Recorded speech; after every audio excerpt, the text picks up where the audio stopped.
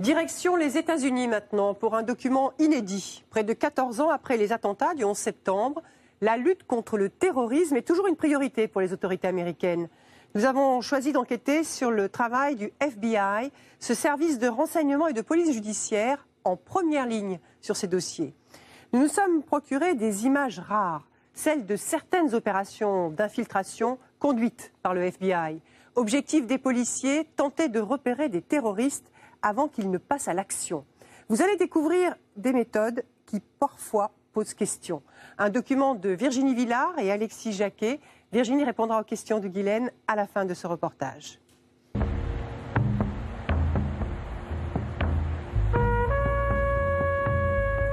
Dans la banlieue de Los Angeles, un homme va nous livrer un témoignage rare. Craig Montey est un ancien informateur du FBI. Pendant 1 an, il a changé d'identité.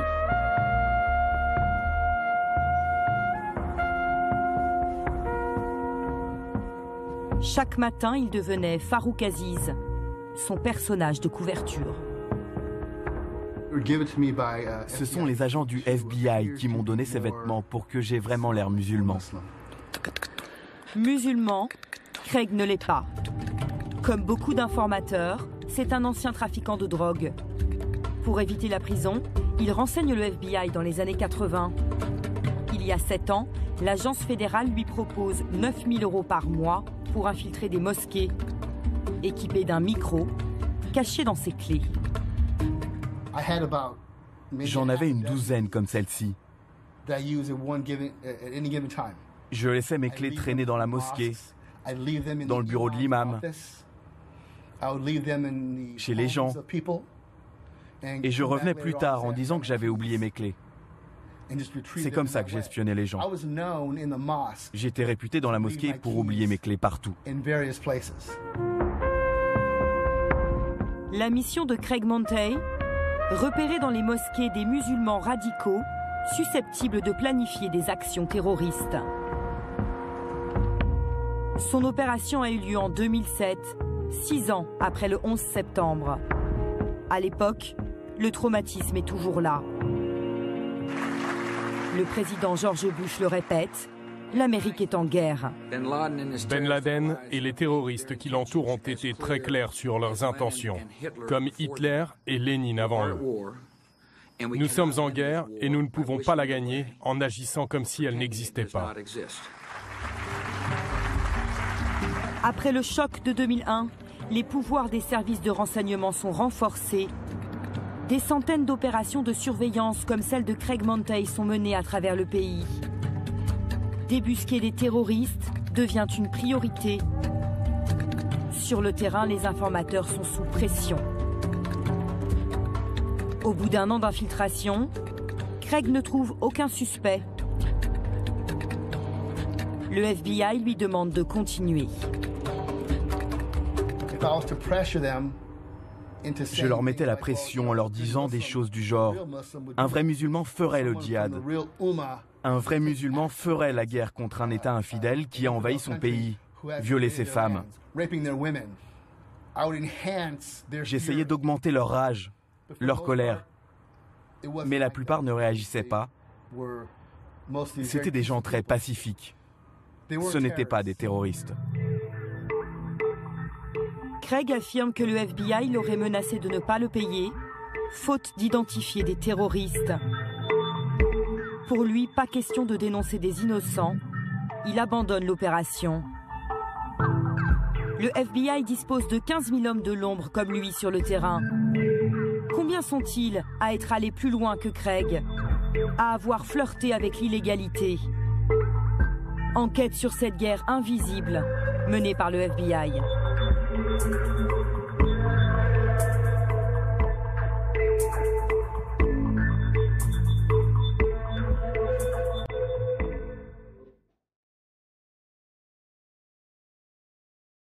Newburgh, une ville déshéritée à 1h30 de New York.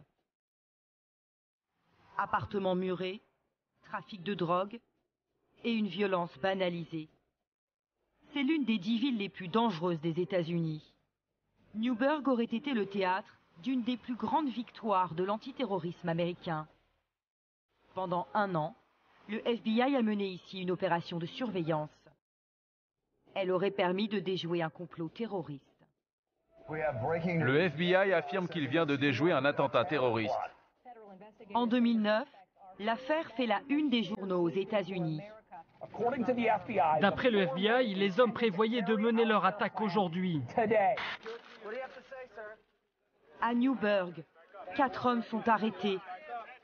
Selon les médias, ils étaient sur le point de commettre un attentat. 3 mois plus tard, à New York, les suspects sont jugés devant ce tribunal. Accusés de complot terroriste, ils encourent la prison à perpétuité. Pendant le procès, les jurés vont découvrir ces images. Celles que le FBI a captées pendant son opération de surveillance. 1 an d'enregistrement à l'insu des intéressés. Pour les jurés, pas de doute, c'est la preuve qu'ils préparent un attentat. Comme cette scène. Tu appuies là, tu enlèves le cran d'arrêt et tu tires, ok? Des vidéos rares, devenues le socle de l'accusation. Les 4 de Newburgh sont condamnés à 25 ans de prison. Ces images, nous nous les sommes procurées. Nous les avons décryptées. Elles vont nous livrer une histoire différente et révéler le rôle joué par l'informateur du FBI. Tout commence le 13 mai 2008, quand cet informateur arrive à la mosquée de Newburgh. Il est au volant d'une voiture de luxe. Dans ce quartier pauvre, il intrigue. Il pousse la porte de la mosquée et voilà ce qu'il dit à l'imam. La première fois que je l'ai vu, c'était un vendredi, sur le parking derrière la mosquée. J'avais fini de réciter la prière et quelqu'un m'a dit qu'il y avait une personne qui voulait me parler. Il voulait savoir des choses sur le djihad, la guerre sainte, sur l'islam. Il m'a demandé « Qu'est-ce que vous avez à dire à propos du djihad, de la guerre sainte ?» Mais je ne répondais pas à ses questions. Ça ne répondait pas à ce qu'il avait envie d'entendre, visiblement.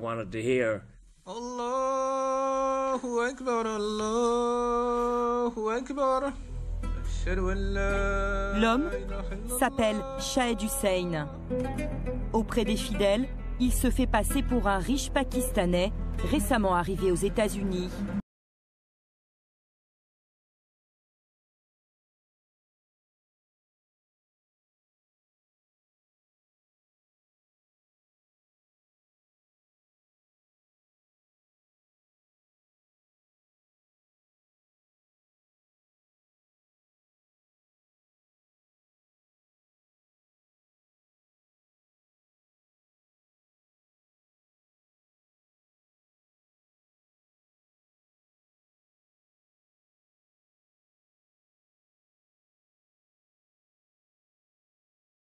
Nous avons rencontré un avocat qui a analysé cette opération d'infiltration du FBI.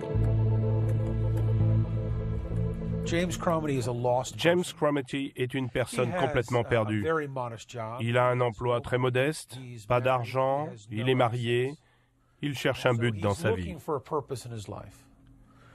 Shahed Hussein arrive et lui dit « Je vais te donner un but, je vais te donner une histoire et tu vas avoir l'impression d'être quelqu'un d'important. » Au fil des semaines, les 2 hommes se fréquentent de plus en plus.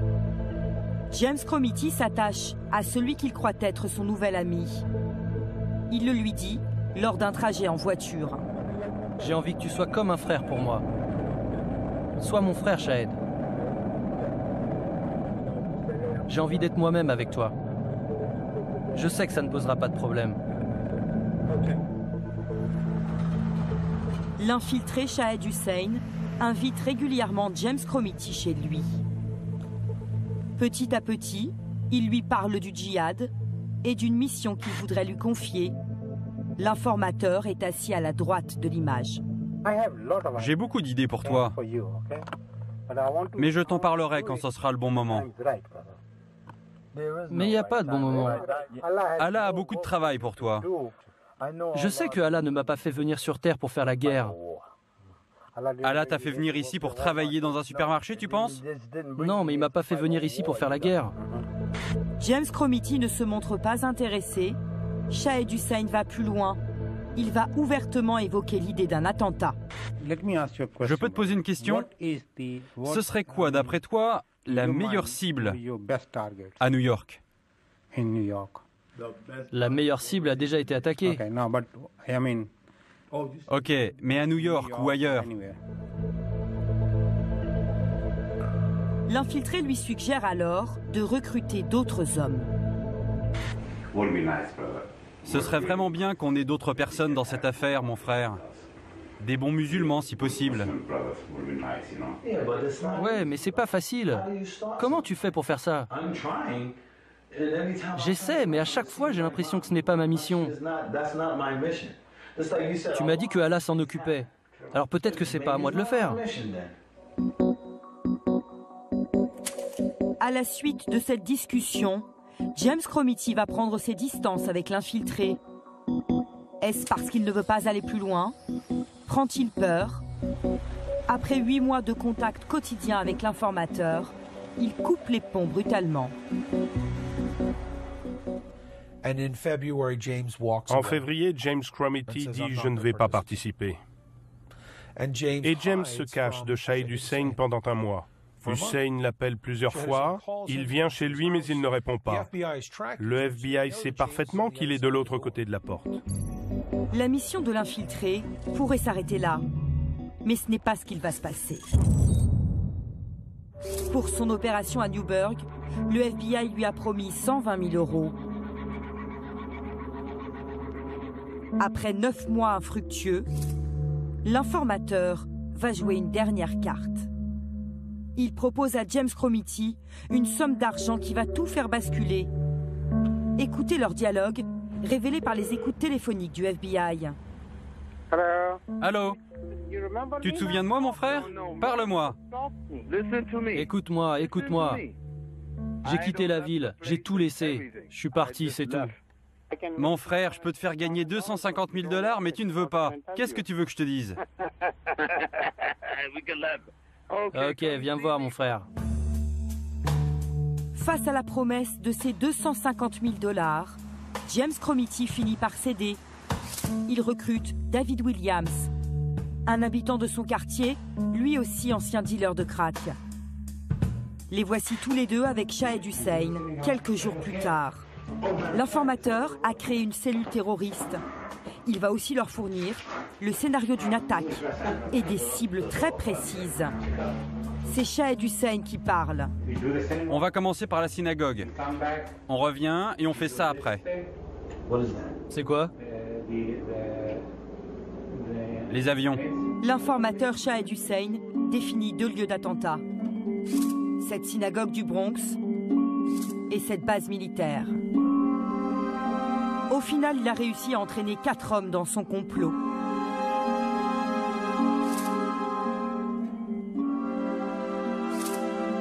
C'est le FBI qui a fourni ces sacs d'explosifs, des bombes factices, ainsi que le lance-missile neutralisé apporté par l'informateur. C'est lui-même qui leur montre comment le manier. Tu appuies là, tu enlèves le cran d'arrêt et tu tires, ok? Quelqu'un veut essayer? Une personne à la fois. Un scénario créé par le FBI, de fausses armes. Pourtant, les 4 de Newburgh ont été condamnés à 25 ans de prison pour complot terroriste. Sam Braverman a tenté de les défendre au procès, en vain. Pour cet avocat, ils ont été victimes d'un piège tendu à dessein par le FBI. Quand Shahid Hussein est arrivé à Newburgh, c'était comme un pêcheur qui cherchait ses poissons. Mais dans ce cas précis, il n'y en avait pas. Alors il a créé des poissons. Il a créé des terroristes. Ces hommes étaient là dans leur vie pas très heureuse, des vies misérables. Ils attendaient que quelque chose se passe. Shahid Hussein est arrivé. À partir de là, ils étaient pris au piège. La justice vient de rejeter l'ultime tentative d'appel. Le combat des avocats de la défense est perdu. Shahid Hussein, l'informateur, lui, a touché comme prévu 120 000 € du FBI. Nous avons tenté de le retrouver à 100 km au nord de Newburgh. Officiellement, il est propriétaire de ce motel. Mais ce jour-là, malgré plusieurs tentatives, sa porte nous est restée fermée. Toute son opération de surveillance a été pilotée depuis le siège du FBI à Washington. 6 mois après l'arrestation de Newburgh, le directeur du FBI s'exprime face au Congrès. Robert Mueller dresse le bilan annuel de son agence. Il présente l'affaire comme un succès. Le FBI a ciblé plusieurs suspects terroristes. On s'est rendu compte que ces personnes étaient prêtes à aller au-delà des mots, en passant à l'action. Le meilleur exemple, c'est en mai 2009, avec l'arrestation de 4 individus qui avaient prévu de faire exploser une synagogue à New York. Ils avaient aussi prévu d'attaquer une base militaire. Aujourd'hui, le FBI a refusé nos demandes d'interview sur ses méthodes de lutte antiterroriste. Aucun représentant des autorités américaines n'a souhaité nous parler. Bonjour, je fais un reportage sur les opérations d'infiltration aux États-Unis. Nous souhaiterions une interview. La question est sensible aux États-Unis. Le seul qui a accepté de nous recevoir, c'est Ted Waski, un agent retraité du FBI. Il a dirigé plusieurs cellules antiterroristes à travers le pays. On ne va pas attendre qu'un autre building se fasse attaquer pour agir et pour identifier les cellules terroristes. Les Américains et le monde entier tiendront le FBI pour responsable s'il y a une autre attaque terroriste. D'après Ted Waski, la fin justifie les moyens. Nous l'interrogeons sur l'opération de Newburgh et sur le rôle très actif de l'informateur. Qu'est-ce que vous pensez de ce comportement ? Si ce n'était pas Shahid Hussein, ils auraient trouvé quelqu'un d'autre qui leur aurait offert de l'argent pour appuyer leur cause.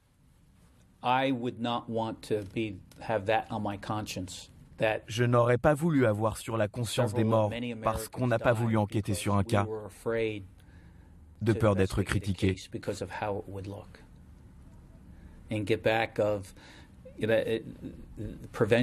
C'est préventif. On ne sait jamais jusqu'où ces hommes étaient prêts à aller.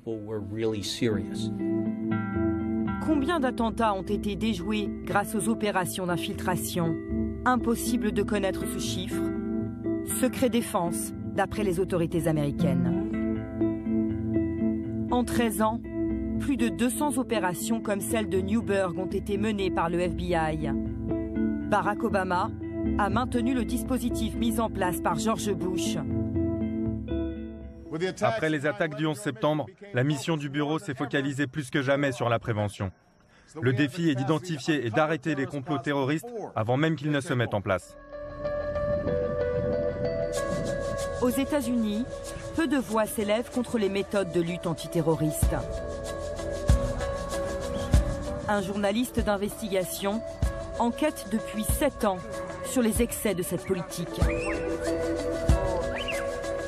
Trevor Aronson a tenté de démontrer à plusieurs reprises que des hommes avaient été piégés. Bonjour, comment ça va? Ce jour-là, il a rendez-vous avec Avni Osmakak. Son frère vient d'être condamné à 40 ans de prison pour complot terroriste. Cette fois encore, il était en contact avec un informateur du FBI. Votre frère a changé après avoir rencontré l'informateur? Il a commencé à s'habiller en habits traditionnels musulmans, à mettre un turban. Ça, c'est l'informateur qui lui a demandé de le faire. Il lui disait que tous les bons musulmans devaient s'habiller comme ça. D'après Avni, son frère aurait été manipulé du début à la fin par le FBI. Dans cette affaire aussi, tout a été enregistré. L'informateur a procuré des armes à Sami Osmakak. Il lui a appris à s'en servir. Il l'aurait poussé à enregistrer cette vidéo djihadiste. C'est l'infiltré du FBI qui tient la caméra. Nous voulons nous venger des infidèles américains qui font couler le sang en Irak.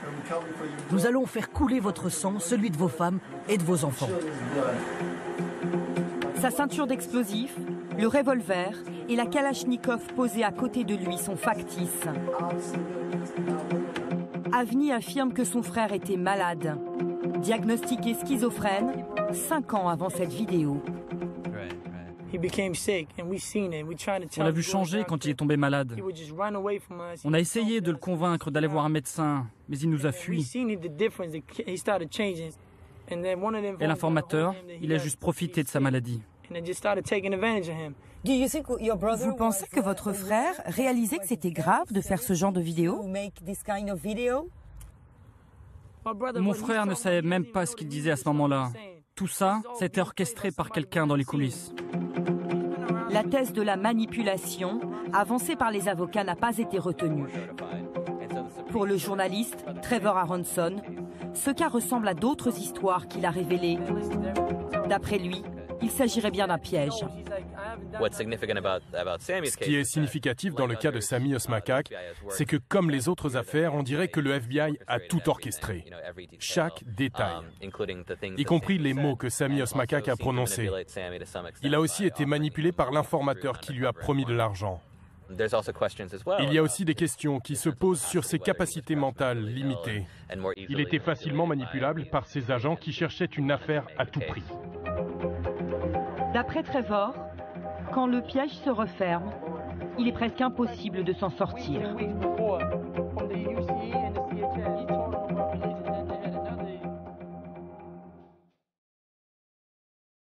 Nous partons à Miami, entendre une autre parole. Celle de Rothschild Augustine. En 2007, il a été condamné à 7 ans de prison pour apologie du terrorisme. Il vient d'être libéré. Nous le retrouvons à Liberty City, l'un des quartiers les plus pauvres de Miami.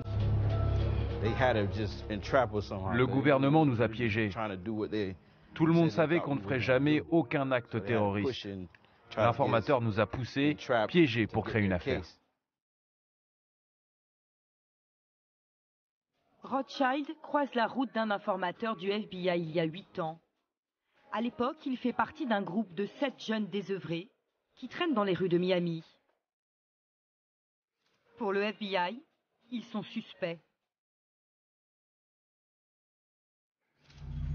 Une mission de surveillance est lancée. L'informateur, c'est Eli Assad, un ancien dealer qui renseigne le FBI depuis plusieurs années. Encore une fois, il fait miroiter de l'argent aux hommes s'ils planifient un attentat. 40 000 € pour faire exploser le siège du FBI à Miami. Mais au fil des mois, rien ne se met en place. Alors Eli Assad imagine autre chose. Ce jour-là, il convoque tout le monde chez lui. Je représente Oussama Ben Laden.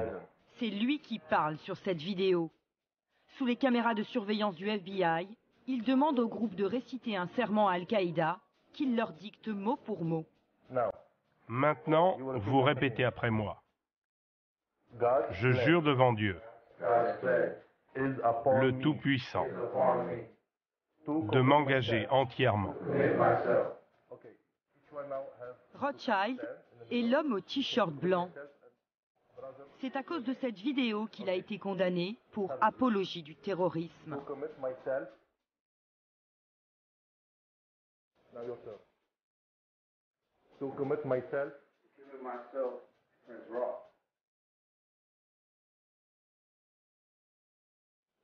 Qu'est-ce que vous vous dites à ce moment-là?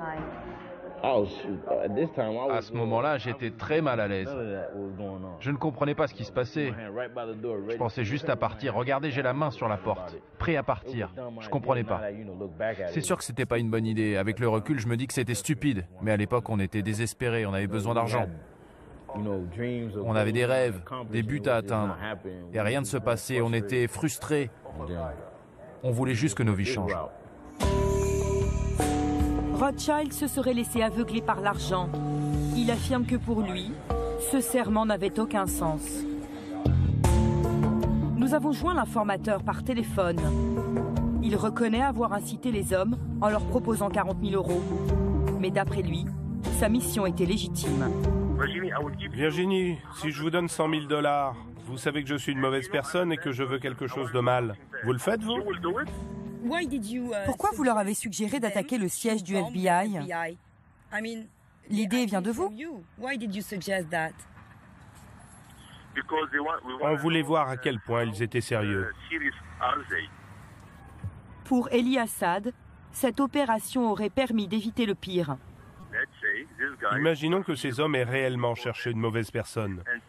Imaginons qu'ils aient vraiment trouvé cette personne. Qu'est-ce qui se serait passé d'après vous? Pour son opération de surveillance à Miami, Elie Assad a touché 65 000 € du FBI. Les informateurs cherchent-ils désormais des terroristes à tout prix? Un homme en est persuadé.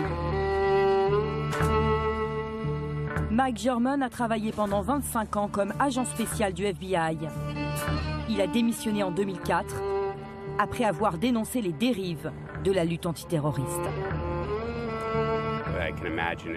À l'époque où je faisais mes opérations d'infiltration avant le 11 septembre, si je voulais ouvrir une enquête pour terrorisme sur des personnes, le FBI m'aurait demandé à quelle organisation terroriste ces hommes sont-ils affiliés.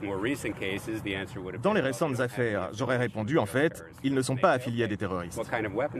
On m'aurait demandé, ok, mais quel genre d'armes ont-ils? Ils n'en ont aucune. Quelles ressources ont-ils pour acheter des armes? Ils n'ont aucune ressource. Quel est leur complot terroriste? Ils n'ont aucun complot en tête. Donc, on va lancer l'opération d'infiltration, leur fournir les armes, l'argent et l'idée de l'attaque. Pour moi, c'est de la fabrication d'affaires. D'après cet ancien agent, l'attaque du World Trade Center a profondément changé les méthodes du FBI. Depuis, son budget a explosé. Il dispose de 3 milliards de $ chaque année. Mike German affirme que l'agence est tenue par une politique du chiffre, du résultat. On dirait que le FBI essaye d'entretenir la peur dans l'opinion publique et auprès du Congrès qui décide de leur donner de l'argent et du pouvoir. Plutôt que de se concentrer sur les personnes qui menacent vraiment la sécurité intérieure, ils vont à l'opposé en se disant « Ok, le prochain cas, on va le rendre encore plus sexy. On va apporter des grosses armes, un complot qui fait peur et on va faire en sorte que les gens appuient sur la gâchette pour que cela ressemble le plus possible à quelque chose de sérieux. » Pour lui, le FBI stigmatise l'islam et les musulmans injustement. La communauté musulmane est suspectée d'office. En envoyant des informateurs, le FBI mène plusieurs intrusions dans cette communauté. Pas seulement pour fabriquer de faux complots terroristes, mais aussi pour espionner tout simplement les musulmans. Justifier de se concentrer sur certaines personnes en raison de leur religion, c'est totalement inapproprié dans une société démocratique. D'après Mike German, le gouvernement se trompe de cible.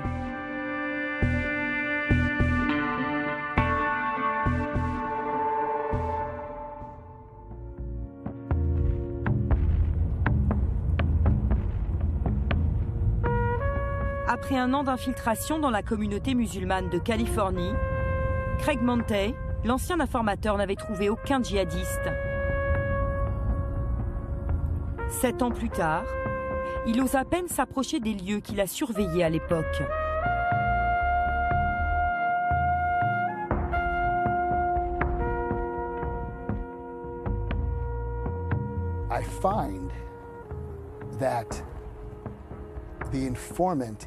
J'ai découvert que l'informateur est celui qui oriente les individus, qui les motive, qui les pousse en leur donnant de l'argent parfois.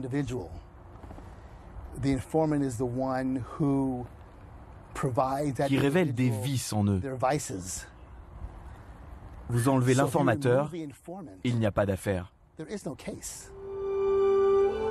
En 2009, Craig Montey a porté plainte contre le FBI pour atteinte aux libertés civiles. Il a perdu son procès. Il aide désormais les avocats de la défense qui tentent de révéler les pièges tendus par les informateurs. À ce jour, la justice américaine n'a jamais reconnu la thèse de la manipulation dans des affaires de complot terroriste.